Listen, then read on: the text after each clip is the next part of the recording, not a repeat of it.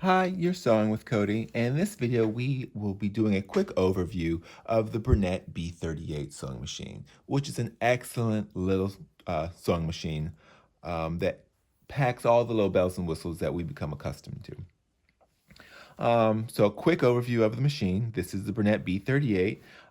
This is the highest level of the smaller Bernette machines until you get to the newer Bernette B77 and 79.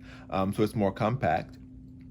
But with this, we have many things that we're used to and that we love and we use often, and that includes our pressure foot pressure. So if you're working with thicker or thinner fabrics, you can adjust your pressure foot pressure to evenly feed our fabrics, especially when working with stretchier fabrics. Here's where we can control our tension disc. And also, one thing I want to point out is this is a quick overview, so there will be other videos that will go into more detail of these functions. Here we have a fully regulated speed control. So especially if you're teaching beginner sewers or quilters to sew, we can really dial down the speed so the machine just doesn't take off or sew too fast for that beginner. We've got a security function, so we can tell the machine if we are using a twin needle, just to ensure that the machine doesn't break those needles if we select a decorative stitch. It will restrict how big those decorative stitches will be. The machine does have an automatic thread cutter, so you can hit that. It'll cut your top and bottom threads. Here, this is how we can bring the needle down or bring the needle up, depending on what position it's in, just by a click of a button. Here is our tie off function. So this will allow us to knot the thread in place instead of using the reverse, which is right next door, this is your reverse button. See if I can zoom in some.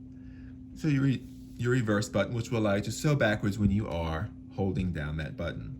And here's your start stop button. So this start stop button is essentially your foot pedal. So if you don't want to use your foot pedal, you can use the start stop button. But I do suggest using your foot pedal. It's just much more easier to control because you don't have to worry about pressing that button when you want to start or stop. However, if you don't have your foot pedal plugged in, as we've seen in other videos, we can use the start stop button to wind our bobbin. The only other function that would use this at any potential given point is if you're doing buttonholes, because the machine will pretty much can control your buttonholes, so you can easily start and stop your buttonhole making with that button.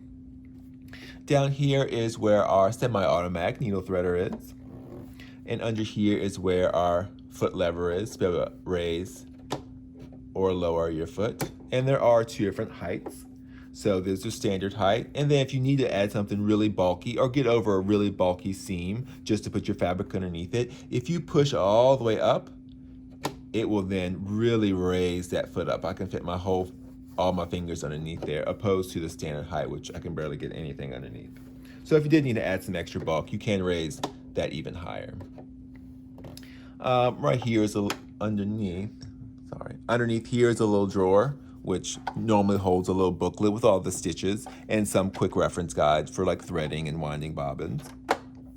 And then our keypad, which is in how we can change our different modes to select our different stitches, and your stitch width and your stitch length for certain stitches and for your straight stitch. And of course, memory, which we'll go over all this in other videos, so you can program decorative stitches or alphabets to create a name. Now on the side of the machine is where we have our power, our foot control, they are two separate plugs, and then our power, and of course your hand wheel. So only other function really is your bobbin winder, which we show in other videos, but also your little storage. So here, this is the standard, or you can almost consider this your travel sewing platform. So this can come off to access your free arm.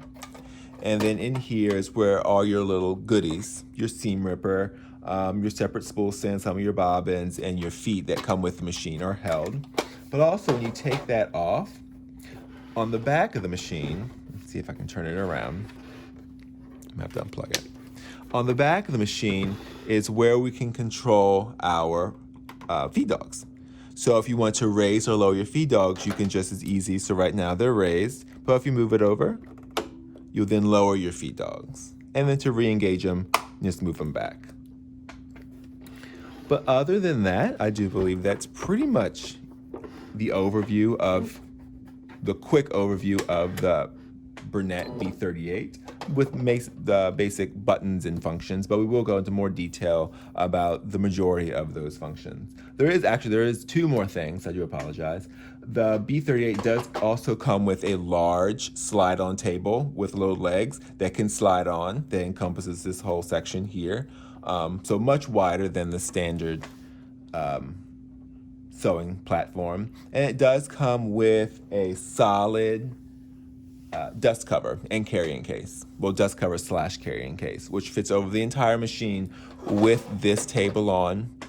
And there's a spot for the handles to come through so you can easily travel with it without dinging it up or it getting dirty. All right, well, that pretty much covers the bernette B38. Hopefully you all enjoy. Happy sewing.